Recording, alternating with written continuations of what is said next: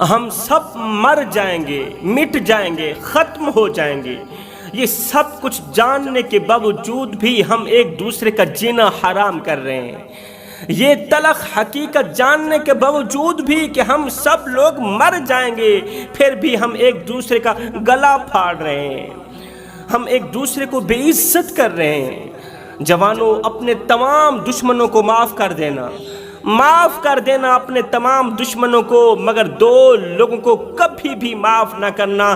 پہلے وہ لوگ جو تمہاری روزی روٹی کے دشمن بنے، جو تمہارے روزگار کے دشمن بنے، جو تمہارے رزق کے دشمن بنے، جو تمہاری اولاد کے دشمن بنے، جو تمہاری جان کے دشمن بنے، جو تمہارے مال کے دشمن بنے، ایسے لوگوں کو کبھی بھی معاف نہ کرنا۔ دوسرے وہ لوگ جو تمہارے رزق کے دشمن بنے، جنہوں نے تمہاری عزت والی پگڑی خاک میں ملانے کی کوشش کی، جنہوں نے لوگوں کے سامنے تمہیں ننگا کیا، دنیا والوں کے سامنے تمہیں رسوا کیا، تمہیں ذلیل و خوار کیا، ایسے لوگوں کو کبھی بھی معاف نہ کرنا۔ اپنا حساب و کتاب لے کے ہی دم لینا۔ میرے دامن میں زندگی بدل دینے والا، خون کے آنسو رلا دینے والا ایک واقعہ پڑا ہے۔ اس واقعے نے لاکھوں کروڑوں دکھی اور غمزدہ لوگوں کو حوصلہ دیا ہے، حوصلہ دیا ہے کہ پریشان مت ہونا، اللہ کا ترازو انصاف تولنے ہی والا ہے۔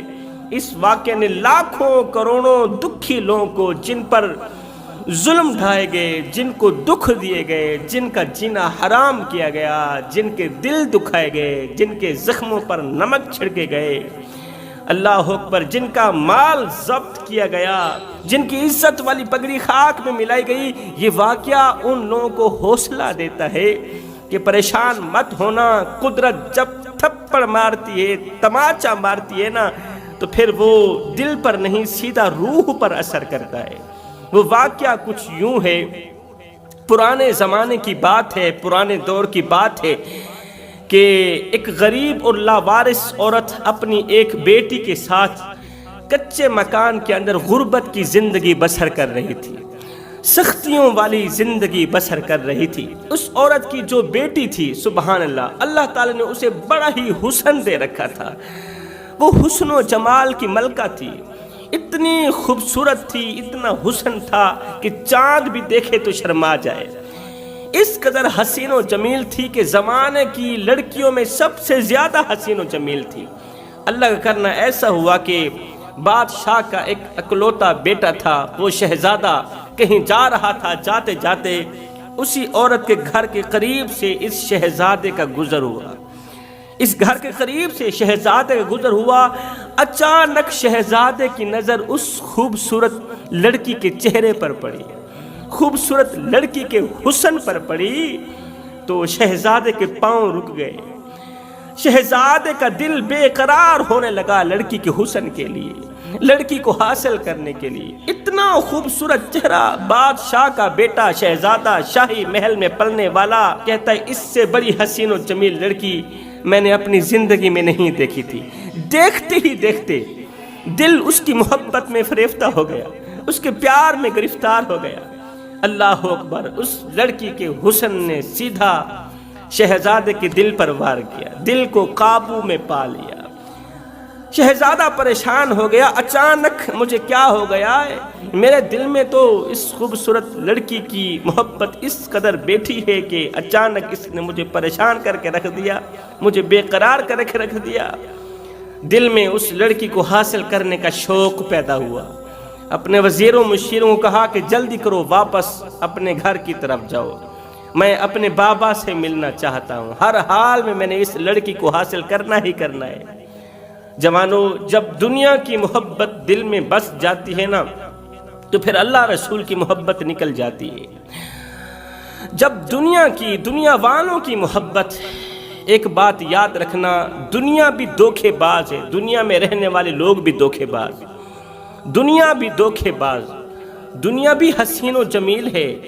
یہ دنیا اس طرح کی خوبصورت عورت ہے، یہ اس طرح کی خوبصورت بوڑھی عورت ہے کہ اس کی ہزاروں سال عمر گزر گئی لیکن ابھی تک یہ نہیں مری، ابھی تک یہ زندہ ہے اور یہ مرے گی بھی نہیں، قیامت کی صبح تک جا کر یہ مرے گی۔ اس دنیا نے لاکھوں کروڑوں نوجوانوں کو گمراہی کی طرف لا کر کھڑا کر دیا۔ جب دنیا کی محبت دل میں سما جاتی ہے نا، پھر یہاں پر اللہ رسول کی محبت نہیں آ سکتی۔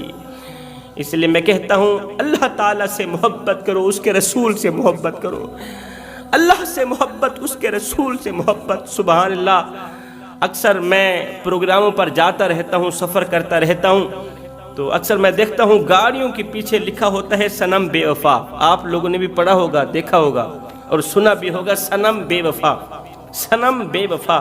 تو میں سوچتا ہوں کہ یہ جو گاڑی والا ہے جس نے اپنی گاڑی کے پیچھے، رکشے کے پیچھے لکھوایا ہے صنم بے وفا، اس نے کسی لڑکی سے محبت کی ہوگی، پیار کیا ہوگا، محبت کا دعویٰ کیا ہوگا اور لڑکی نے دھوکہ دیا ہوگا، اس طرح کا دھوکہ دیا ہوگا، یہ بیچارہ رکشے کے پیچھے، گاڑی کے پیچھے لکھوانے پر مجبور ہو گیا ہوگا کہ صنم بے وفا، کہ میرا جو صنم تھا، میرا جو دوست تھا، محبت تھی میری، میرا جو پیار تھا، میرا عشق تھا نا، وہ بے وفا نکلا، وہ بے وفا نکلا۔ میں نے کہا او نادان، تو نے محبت بھی اسی سے کی ہے جس کے اندر بے وفائی کوٹ کوٹ کے بھری گئی تھی۔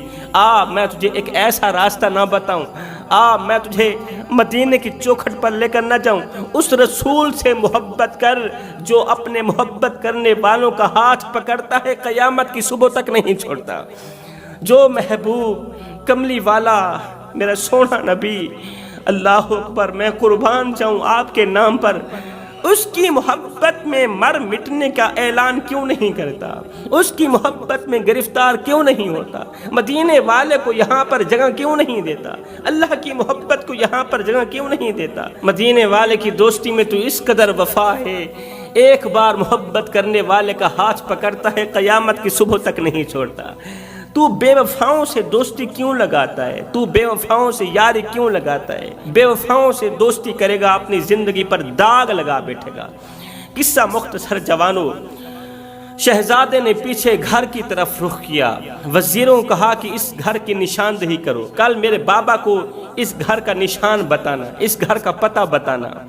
وزیروں کے ساتھ یہ شہزادہ واپس شاہی محل کی طرف چلا گیا۔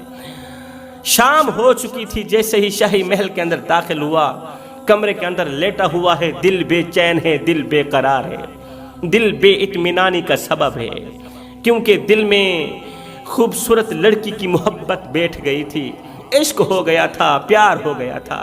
یہ نفس پرست تھا، شہوت پرست تھا، اس لیے تو اقبال نے کہا کہ ایسا نہیں کہ نفس کا شیطان مر گیا، ارے شیطان تو ہے زندہ، شیطان تو ہے زندہ، انسان مر گیا۔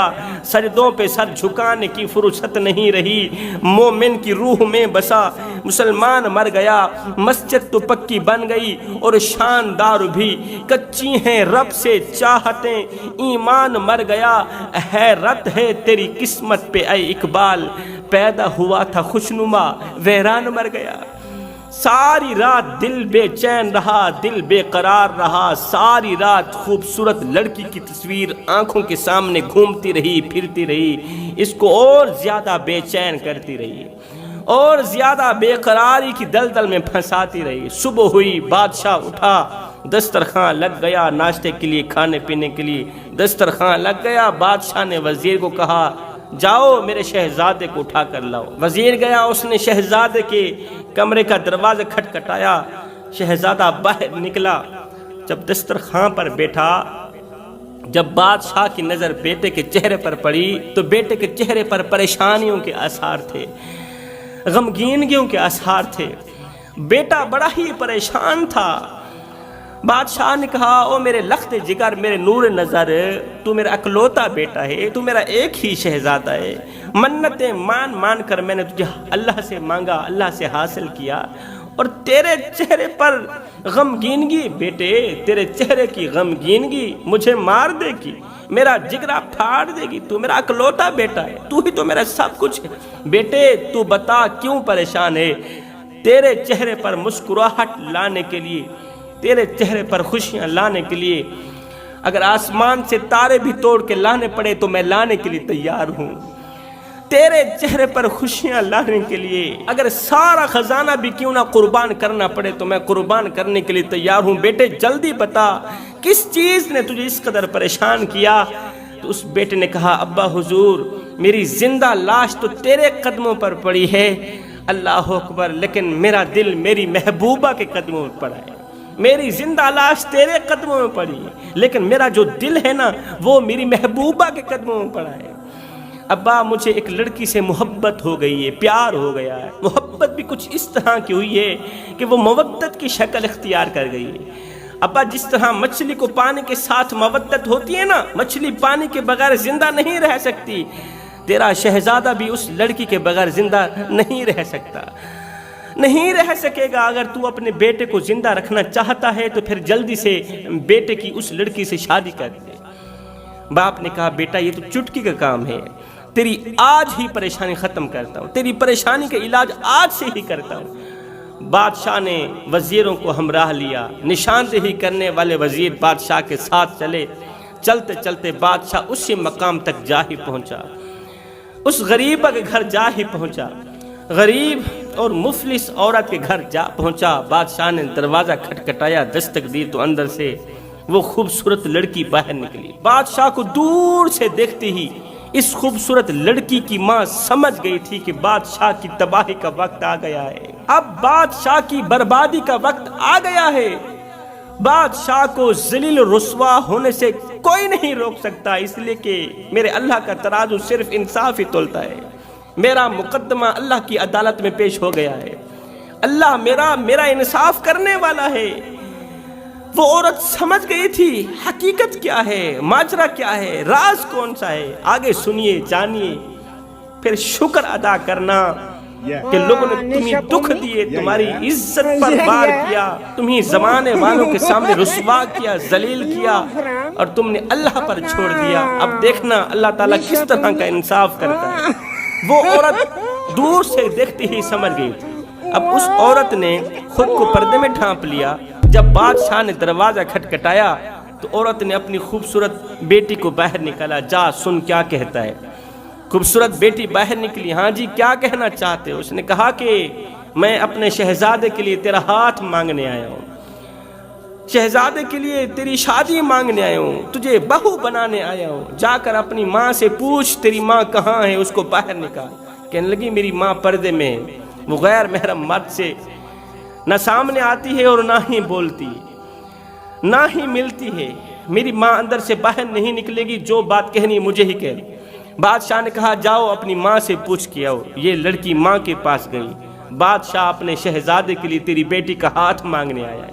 ماں تو پہلے سے ہی سمجھ چکی تھی، ماں نے حامی بھر لی۔ بادشاہ حامی کی خبر سنتے ہی اللہ اکبر خوشی خوشی واپس شاہی محل کی طرف آیا، بیٹے کو مبارکباد دی، بیٹے کل تیری بارات ہے، تیار ہو جا۔ اب دوسرے دن شاہی محل میں بادشاہ کے شہزادے کی شادی کی تیاریاں شروع ہو گئیں۔ دوسرے دن بادشاہ بڑی دھوم دھام سے ڈھول بجانے کے ساتھ ساتھ، ڈھول باجے کے ساتھ ساتھ بارات لے کر غریبہ عورت کے کچے مکان پر پہنچ گیا۔ غریب اور مفلس عورت کے کچے مکان پر پہنچ گیا بارات لے کر۔ بیٹی کی شادی ہو گئی، خوشی سے دھوم دھام سے بہو کو لے کر گھر آ گیا۔ دوسرے دن بادشاہ کا بازار لگا ہوا تھا کہ اچانک وہ خوبصورت حسن کی ملکہ شہزادی بہو بادشاہ کے سامنے حاضر ہوئی۔ وزیر مشیر سب لوگ دیکھ کر حیران رہ گئے، اتنی حسین و جمیل، اتنا حسن جسے دیکھ کر چاند شرما جائے، جس کی خوبصورتی دیکھ کر رات کی تاریکی ڈگمگا جائے، اتنا حسن زمانے کی عورتوں میں سب سے زیادہ حسن اللہ تعالیٰ نے اس لڑکی کو دے رکھا ہے۔ تمام کے تمام لوگ دیکھ کر دنگ رہ گئے۔ وہاں پر بادشاہ کا ایک دوست بیٹھا تھا، اس دوست نے کہا بادشاہ جس کی بیٹی اتنی خوبصورت ہے، اس کی ماں کتنی خوبصورت ہوگی، اس کا باپ کتنا خوبصورت ہوگا، لہٰذا میں اس لڑکی کی ماں اور اس کے باپ کی زیارت کرنا چاہتا ہوں کہ وہ کتنے خوبصورت ہوں گے، اللہ تعالیٰ کی خوبصورتی دیکھنا چاہتا ہوں کہ اللہ تعالیٰ نے اپنے بندوں کو کتنا خوبصورت بنایا ہے، کتنا حسن دیا ہے۔ خوبصورتی کی بات آئی، یہاں پر ایک چھوٹا سا عبرتناک واقعہ بھی ہے اور سبق آموز واقعہ بھی، وہ بھی ساتھ میں سناتا چلوں، پھر یہیں سے شروع کروں گا۔ وہ ایک خوبصورت عورت تھی نا، اللہ تعالیٰ نے اسے بھی بڑے ہی حسن و جمال سے نواز رکھا تھا. وہ متقی پرہیزگار تھی، دن کو روزہ رکھتی، پوری پوری رات قیام کرتی تھی. تو وہ اپنے گھر کے باہر صحن میں کھڑی تھی تو ادھر سے ٹھنڈی ٹھنڈی ہوا چل رہی تھی. ٹھنڈی ٹھنڈی ہوا کا مزہ لینے کے لیے بادشاہ سلامت شاہی محل کی چھت کے اوپر چڑھا تو بادشاہ کی نظر اچانک اس خوبصورت عورت کے چہرے پر پڑی. بادشاہ نے اپنے وزیروں کو کہا کہ جلدی جاؤ اس خوبصورت عورت کو لے کر آؤ. اللہ اکبر.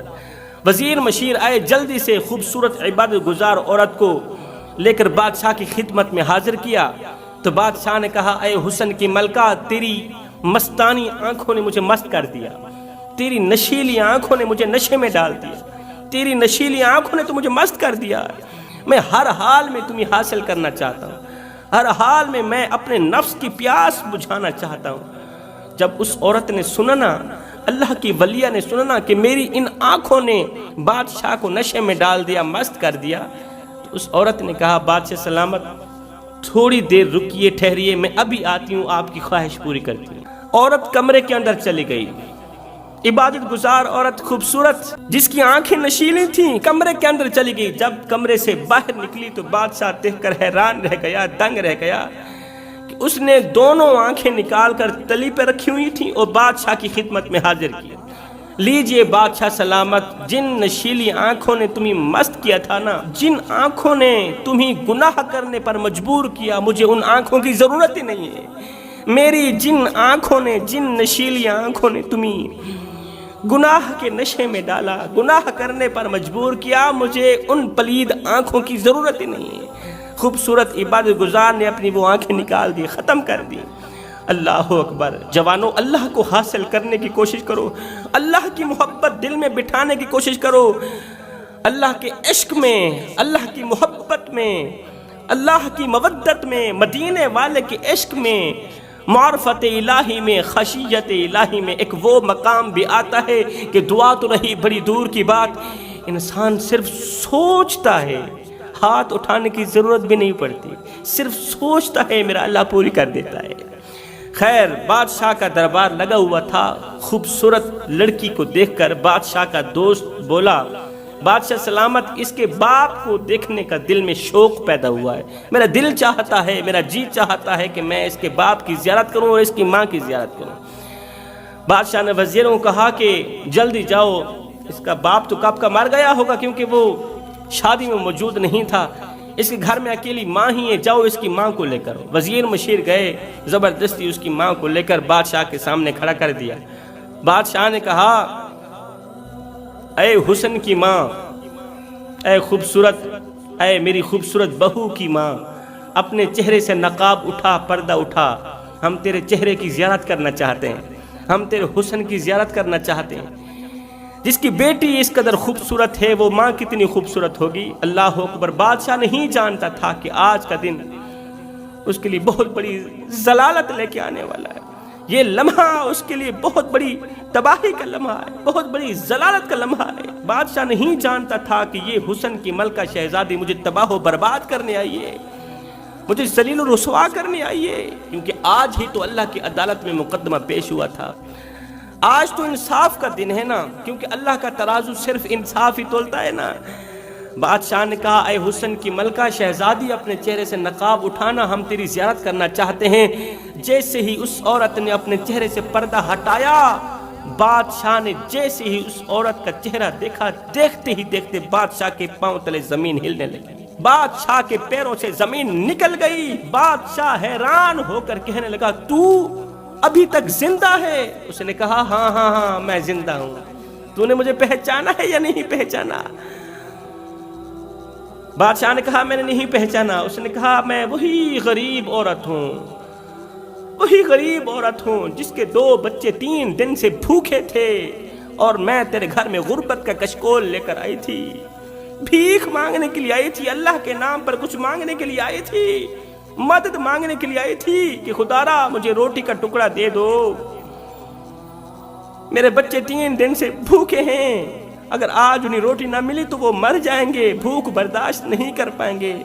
لیکن تیرے جیسے خبیث انسان نے جب میرا چہرہ دیکھا تو تیری نیت بدل گئی.